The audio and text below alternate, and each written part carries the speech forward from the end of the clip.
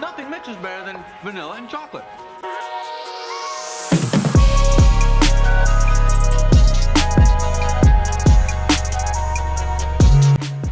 And yet still somehow racial harmony eludes us.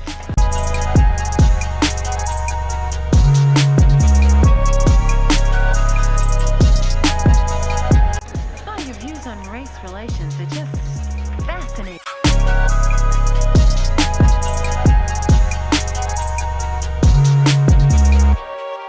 Peace.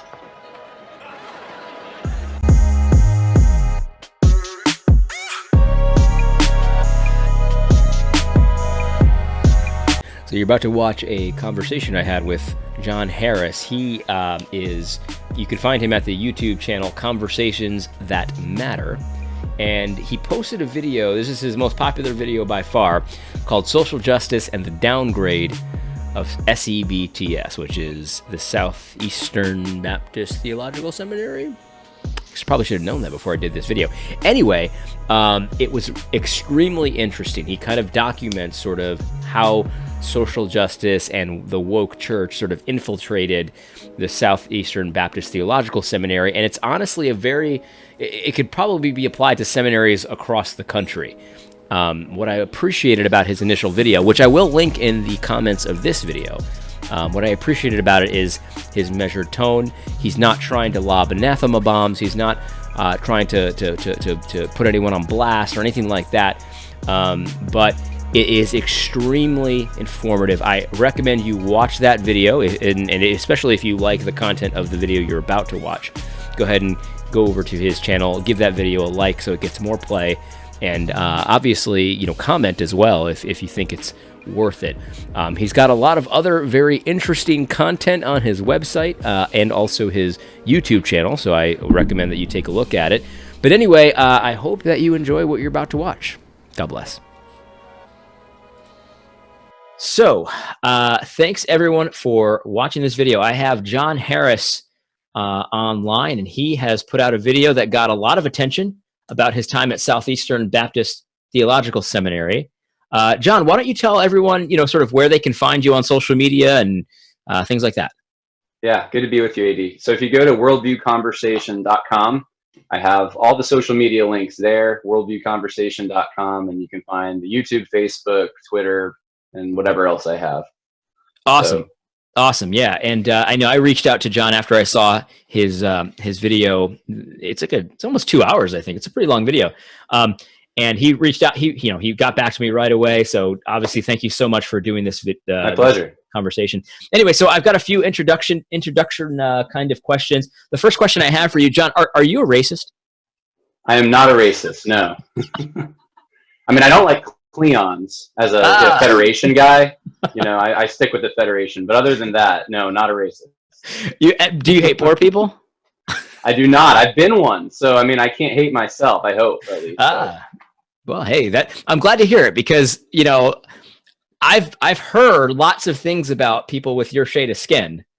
And I heard that they were racist. I heard they hated poor people. I also heard, let me ask you this one. Do you oppose justice? No, I love justice. God commands us to do that, right? To love justice. So, no, I just don't think social justice, which is it's a catch-all word, so it's hard to define these things, but the way it's being used now, I think, is the opposite of what God intended justice to be, the biblical definition. I got to tell you, it sounds like I'm listening to myself. No, honestly, I've been told that I adamantly oppose justice. I wanted to ask you kind of some funny questions here. Because at the end of the day, I don't know if you've gotten any of this kind of feedback, but sometimes you'll just get shut down like that. Well, obviously, John's a white supremacist, or obviously John hates poor people, or things like that. Have you gotten any negative feedback like that, or? A little bit. I mean, in the past, I've gotten a lot more in various secular classes and things I've been in. But concerning the video that we're talking about right now, mostly positive responses, but there were a few people. I did see a comment, at least. I haven't seen every comment, but one said that I was being racist because I was insinuating that this school that I went to lowered their standards to let minorities in, and so minorities must be stupid. And of course, I never made that point. I completely disagree with that logic. But I mean, that's kind of the go-to for most progressives is let's try to pin him with some kind of label that we can then, justify ourselves with. Actually, that's a great kind of segue to what I wanted to talk about first, because, I've mentioned to obviously people who follow me, they know I'm Puerto Rican. And, for me, I thought, I mean, at least in my opinion, it feels like it's easier for me to talk about these things because, someone could call me a white supremacist, and they do. Don't get me wrong, John. I've been called that numerous times. I've been told I have white privilege and all these things. But it kind of rolls right off my back because, I'm not white. So it's like, yeah, you're an idiot.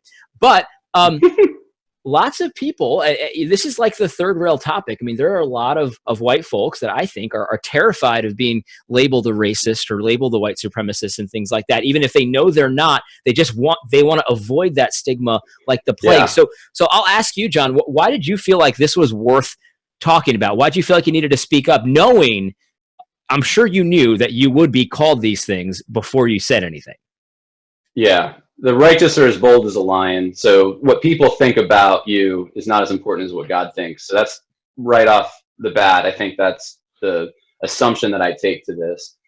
And I had been toying. I've graduated from Southeastern. My last class that I took there was last spring. So this has been months in the making of me thinking about my experience and talking to those wiser than me, asking what I should do. And I really honestly put myself in the spot that I was in 2014, looking for a seminary. And I thought, okay, if there's someone else like me who's looking at seminaries and is considering Southeastern, what are they not going to be told that they probably should know? And I thought, well, I'm in a unique position to be able to say something about this, at least to inform them. I'm not saying necessarily don't go there. If your life plan matches what they have to offer, then by all means. But there's some dangers there, and might be some better options for you somewhere else. And so I just wanted to alert people to some of those dangers. And if it helps someone, which so far I've gotten feedback from those who have been considering the seminary, and they've actually told me, at least more than one person, that they're going to have to reconsider. So my goal is set. I've accomplished what I set out to do. Absolutely. No, that's awesome. And, speaking of, that, I mean, you mentioned, some of the things that people who are considering that specific seminary might encounter, and maybe they should know this before they go. One of the things that you had mentioned was, a lot of different speakers and topics that were being talked about in chapel. One that was so interesting to me was the one about the Confederate statue controversy, right? Mm-hmm. And right before we started recording, I told you that I don't care about statues. I live in Vermont. Yeah. We don't have statues like that here in Vermont. And so you mentioned that there were some historical concerns and maybe some inaccuracies in what you heard.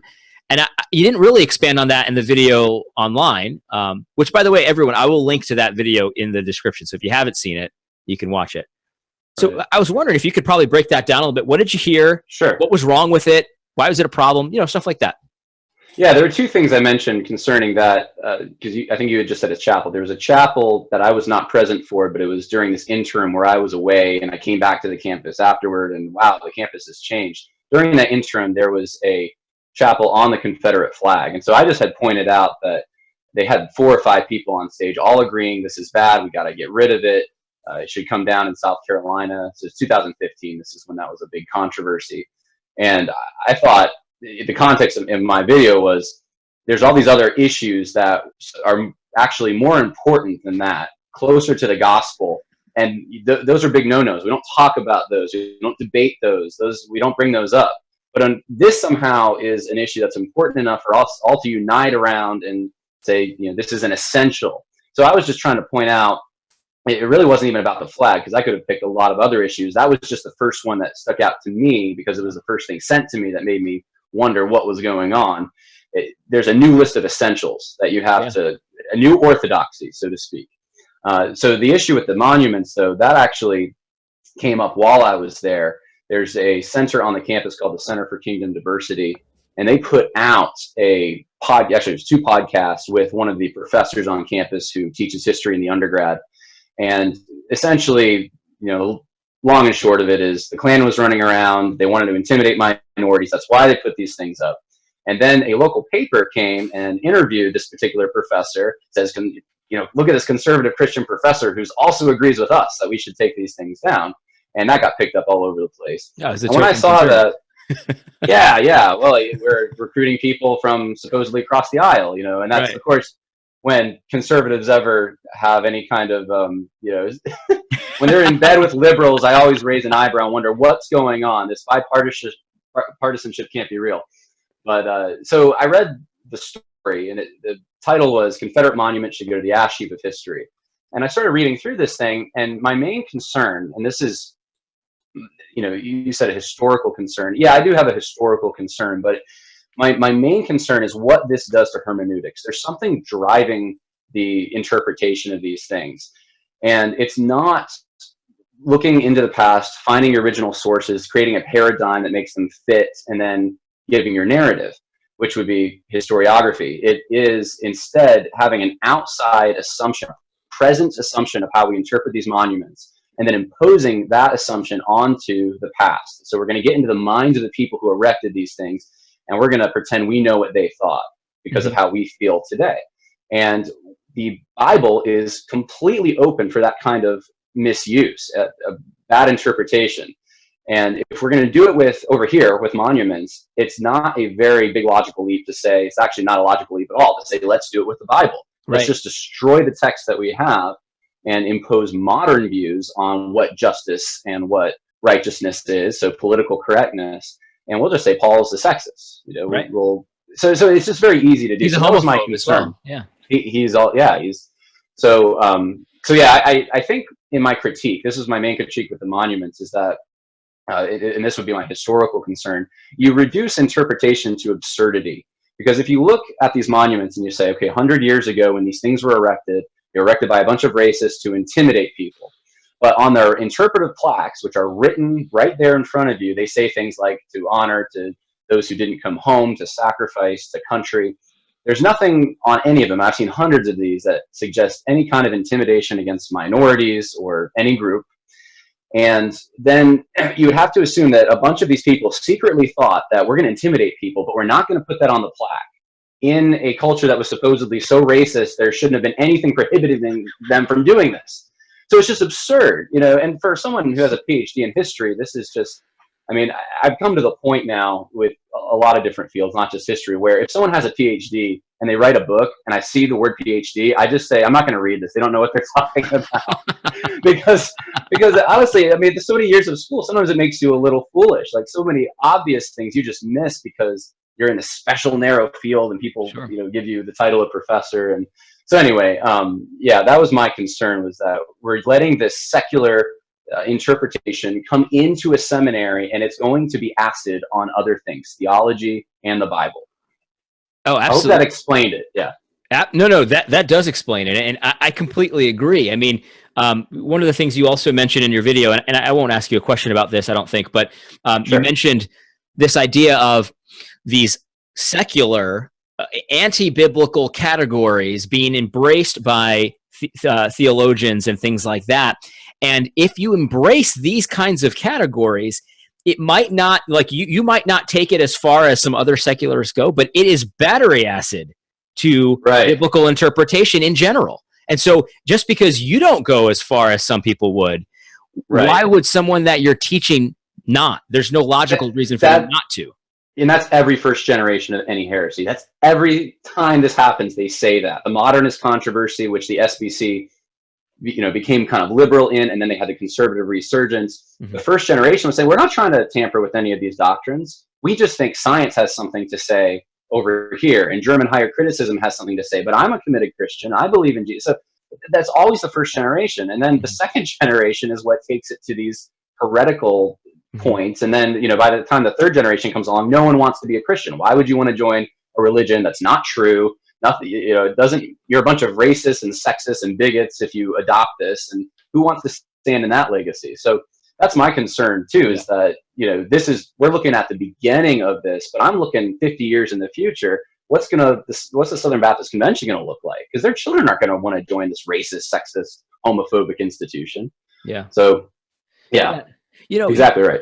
You mentioned in your initial video, and you just said it just now, about this kind of new orthodoxy, and there are some things that are non-essentials that are becoming essentials that Right. seem a lot less important than some other things. Like in your video, you mentioned creationism, you mentioned Calvinism and Arminianism, and I know Right. that you said you've got Arminian brothers. You're not saying they're out of the faith, but these are Right. these are closer to the gospel and more important, you would think, than a statue.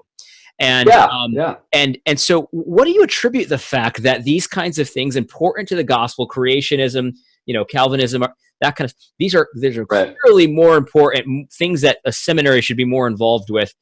Yeah. What do you attribute the fact that those are kind of downplayed, whereas this kind of, I mean, honestly, it's nonsense in many ways, is played up? Yeah. So social justice is the buzzword, right? That's what this is driving, this whole movement, work for justice. So how fundamental is justice to the gospel, to Christianity in general? Well, it's very fundamental. So now that we've hijacked this word and we've infused in it all these categories from critical race theory, sociology, socialism to some extent, and we're going to use social justice to now, get rid of every inequity that we have, we can call it a gospel issue. So here's the main argument, or the point I'm trying to make. The gospel is essential. And they would say, oh, of course, the gospel is essential. Well, what are gospel issues? Eschatology, that's not a gospel issue. We can disagree on eschatology, not important for the gospel. Mm-hmm. Calvinism, Arminianism, well, we both have the gospel. Creation, evolution, we can both have the gospel. Justice, no. We have to have, that's essential. We have to understand justice. And if we can smuggle in all these secular categories into that word, then now we've hijacked the word and it becomes part of the gospel. That's why this is really important and dangerous. So we look at this and we say, okay, monuments, which is what we were just talking about, or, let's pick the football thing because that was an issue at Southeastern, the kneelers at football games. We could say that, okay, Christians can disagree about this, right? I mean, I don't think they should be kneeling. I don't think that's the place for it, but okay, I have a brother over here that thinks that's perfectly fine. That's their free speech. All right, let's disagree. But we're not going to talk about this in chapel. That's not a big deal. Well, in their mind, that is a big deal because that's justice. So they put this stamp on it that says gospel issue. And that's actually the real issue, is what is a gospel issue? What's not a gospel issue? We would say no, a football game is not a gospel issue. Calvinism, yes, gospel issue. So there's a categorical disagreement that we have. Orthodox Christians, I would say, over here, and then those who are starting to go away from orthodoxy. Mm-hmm. Yeah, that's great. In your more recent video, you did a series of reasons why the social justice narrative is kind of antithetical to the actual real gospel of Jesus Christ. Mm-hmm. One of the things that you mentioned was this sort of hamster wheel of works and indulgences and things like that. And I'm sure that that's a very serious charge because it's a different gospel. Yeah. Why do you say that the social justice is sort of this hamster wheel? And let me ask, and I'll ask you another question. Are you saying that people that are proponents of social justice are not Christians? Yeah, so I'll answer the second one first. I don't think that those two are proponents are necessarily not Christians. Okay. And I gave an example a minute ago, like in the modernist controversy. I think a lot of those who were on the liberal side of that controversy 100 years ago, they were within orthodoxy in the sense that they, in their personal life, they made a decision, whatever you may call it, to follow Jesus. They repented, they put their trust in him, they knew him, the Holy Spirit was there. We see, I made this example in my original video. Peter, right, is adopting the Judaizer heresy just on some level, but it's not a level in which it is affecting his eternal destiny. He is still a Christian. He's been deceived. And so ignorance is correctable. There are people who are very smart, like Peter, an apostle, that can be ignorant. So that includes people who are PhD professors at a seminary. They can be ignorant. Sure. It is very possible. And they don't realize the implications of what they're adopting, or they've just compartmentalized it away so that, over here is my faith, over here is my academics, and I can be completely orthodox over here with my faith and not realize that this is going to influence this. So that's your second question. So no, I'm not charging heresy. What I'm saying is that, though, if these ideas are taken to their logical conclusions, then we're going to end up in heresy land before long. And I don't know how long, but if you have, you said hamster wheel, I think that's probably one of the main critiques I made is that, and there was 11 of them that I made, but the hamster wheel is this idea that we have to keep getting grace. It's not dispensed in justification once for all. Jesus paid for it. I'm forgiven. Praise God. I'm going to now live for him. It's every 5 years, I got to put out another statement saying I'm not racist. I have to constantly be in Hebrews, the priests that are exhausted from giving sacrifices. I constantly virtue signal how good I am so that the world can approve of me. And that's just not the grace that we see in Scripture. So I think it is a hamster wheel. You'll never quite be there. You'll never be justified from the stain of white guilt, because which is a parallel to original sin, right? Because that's your sin. That's your color. That's who you are. It's so intrinsic to who you are. And so yeah, I mean, I can expand on that if you want, but I think that's fine. That's what I meant. No, I appreciate that perspective very much. And honestly, I struggle with this myself. And, I've been criticized by some people that say I don't take a hard enough line. So, I'm willing to sort of say, hey, these guys are brothers. I think that what they're teaching is dangerous. And, I agree, with what you said, John, that taken to its logical end, it's going to be outright heresy. There's just no question about that. Right. But I've hesitated to sort of, mark them and avoid them. You know what I mean? Yeah, because it's a sloppy group. It's like there's some that are, they're the diehards. Okay, yes, those guys might be heretics, and then there's a lot, and most of them are in this middle kind of where they see a point to social justice, but it's maybe not their main thing, and they'll mention it sometimes, and those could be. I mean, I'm not sure if John Piper fits this, but the John Pipers, the Mark Devers, the David Platts, these are guys who they're Christians, right? Everything is crossed there, the checklist. But then they'll kind of wink at these social justice guys, and that's what is concerning because it gives them legitimacy. Yeah, I agree. I completely agree. And so I'm kind of stuck in this place where I'm like, I want to be faithful to the Scripture where it says, warn them once, warn them twice, have nothing more to do with them. I want to be faithful to that, but I don't want to jump the gun either, and so I definitely appreciate that perspective. And the other thing I appreciate about you is that, you're very serious in your first video. Well, it wasn't your first video, but the first one I saw. Might as well be my first one. It's the one everyone watched. Right. No one knew me before this. Mine that was like that was about the MLK 50 conference. I had done I had done like 20, 30 videos before that. Nobody watched them. And then I did one about Matt Chandler's MLK 50 speech, and it just kind of was like 5,000 views, something like that. Anyway. So no, but the point is, one of the things I appreciated about your perspective was that you were fair. You weren't trying to call people out. But you were being forceful. You weren't like shying away from that. And so what I want to ask you next is about, and look, this is there's no right or wrong answer here. It's strategy. Like what should somebody do, right? So you're in seminary.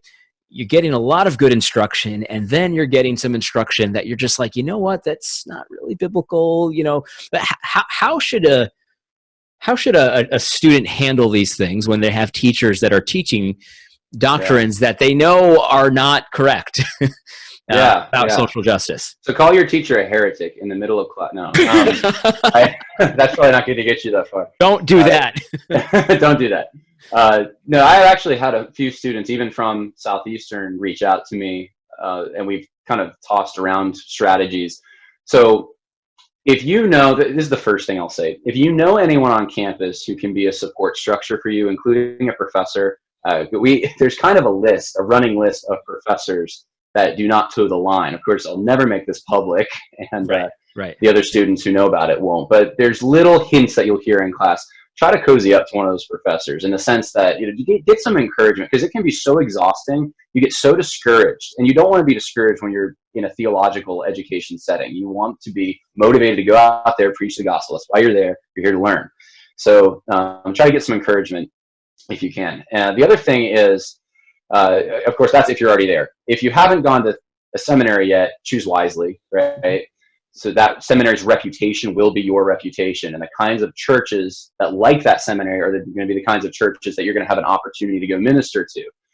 So if you don't want to minister to, let's say, Southern Baptist churches, don't go to a Southern Baptist institution. So, that's just pragmatic, I guess. But there's that. The other thing is, there's two kind of different ways to approach this. I think if you're in the middle of it, which is where I was when I finally woke up to all of this, I could have either played I kind of actually straddled the line here. I could have been super quiet about everything, not raised a fuss, just gotten out of there, and then wherever I ended up ministering or teaching or whatever I ended up doing, just keeping it quiet, in my classroom, in my church, maybe saying things to the people that are there before me, but not going public with it. The other, obviously, side of the coin, the other thing someone can do is they can, shout fire, and which would be the most extreme example of what I joked about, which I don't recommend doing. Calling your professor a heretic, don't do that.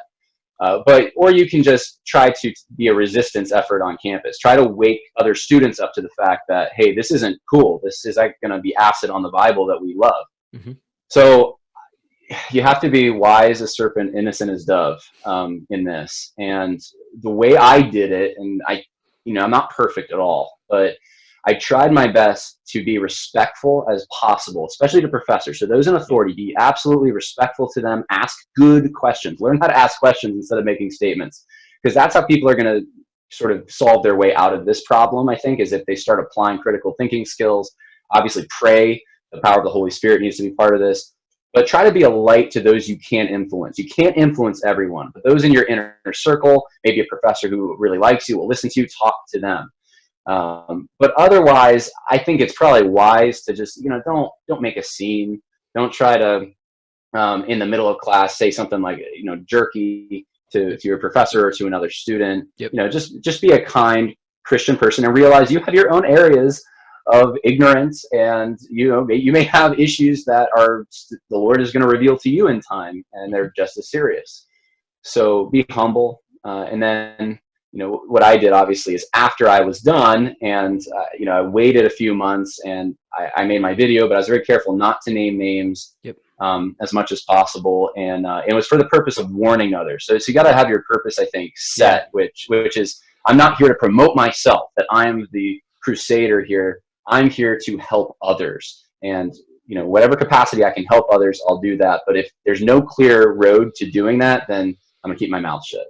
Mm-hmm. And so that's all I got. I mean, it's a hard thing to try to balance. Yeah, it is hard, and I know you mentioned kindness, you mentioned humility, and things like that. And honestly, there's nothing about kindness or humility that means you can't boldly tell the truth in a very serious, right, straightforward kind of way. You can do that. You just have to pick your spots and show respect. Yeah. And like you said, professors in a position of authority, and you've got commandments to keep here, right? I mean, you have to honor God by keeping His moral law, and so that's one thing, is to respect those people. Do you have any recommendations in terms of things that topics they should study, or maybe classes that they could take, or anything like that would be helpful? Yeah. Study hermeneutics. Make that your first semester, first class. I don't care if it's not required. Like it's not required now at Southeastern unless you're doing an advanced MDiv. Take it anyway. Use your electives. Take that class. You're going to learn the principles of interpretation, and that's going to apply to every single other class that you take from that point forward. Obviously, take the languages. Try to know the languages. Know hermeneutics.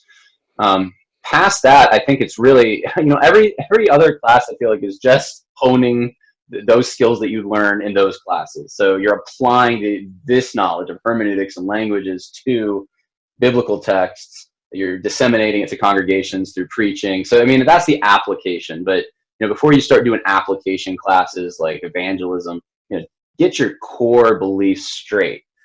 Theology would obviously be part of that as well. So, yeah, I would say hermeneutics, theology, languages. Focus on those things when you first go to seminary.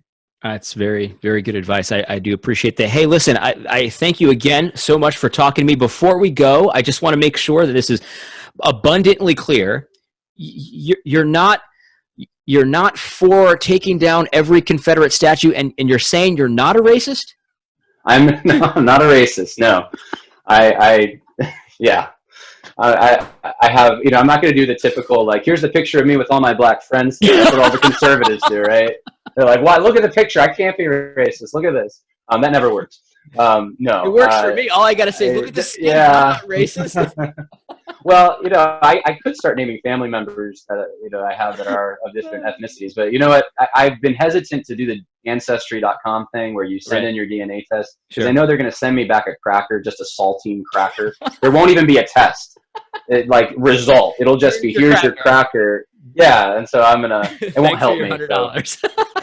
Yes, I'll put some peanut butter on it. It'll taste good. But, hey man, listen, I really do appreciate this. If you have anything that you want to leave my audience with, I'll let you do that. But otherwise, we can just end that right here. Yeah, I mean, I think your audience probably, they know the gospel. I'm sure you're preaching that as much as you can. So, Adam, I'm thankful for you. I'm thankful that you gave me a hearing, and God bless you. And I'll pray for you as you come to mind. Absolutely. Hey, thank you so much, John. I appreciate it. Well, there it is. I hope you did enjoy that video. If you are interested, hearing a little bit about it, that was only half an hour or so, but he has a long form, 90-minute, 2-hour video about kind of what was going on at Southeastern when he was a student there. It's super interesting. He has a few other videos about social justice as well. So if you find it interesting, definitely go give him a like. Go ahead and watch that video. I think he has a podcast as well, but I do recommend it. It is extremely eye-opening, especially if you have someone that is going to be going to seminary soon, or maybe you yourself are going to seminary. Anyway, I hope you enjoyed the video. I hope it was helpful. God bless.